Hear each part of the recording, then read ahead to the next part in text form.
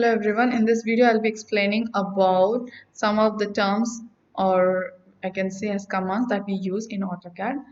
So there is one word which is scale. What is scale? Scale is, if you see a building, as you see, it's very big. For example, this room. So we cannot make this exact building in a piece of paper. So we have to scale it down. Okay, we have to reduce the size. So this is called as scaling. Okay, so what we do is we give a ratio like 1 is to 100. That means 1 millimeter in the scale or in the paper is equal to 100 times. So 1 millimeter is equal to 100 millimeter in real life. So 1 is to 100, 1 is to 1000, whatever.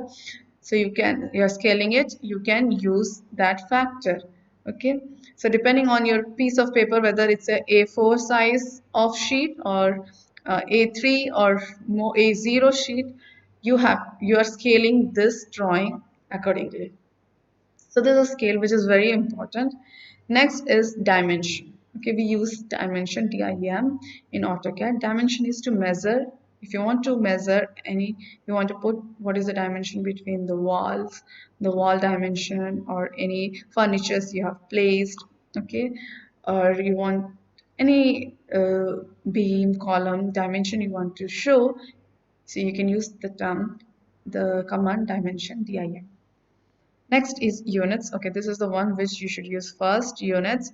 So which units you are going to use in your drawing when you're plotting it. Okay, whether it is inches or in millimeters. So you have to define this first. Next is text. You can also write text like notes in your drawing, or you have to write like north direction, any information you want to write text in letters. Okay, it's not only drawing figures like rectangle, circle, you can also write text. You can write the numbers in your drawing. Okay, so you can use text for those informations. And also you can attach an image. So image attach, and any like logo, you want to use the company logo when you're making any drawings, so you can attach image. So image attach is the command in which you can attach the image in your drawing. Thank you.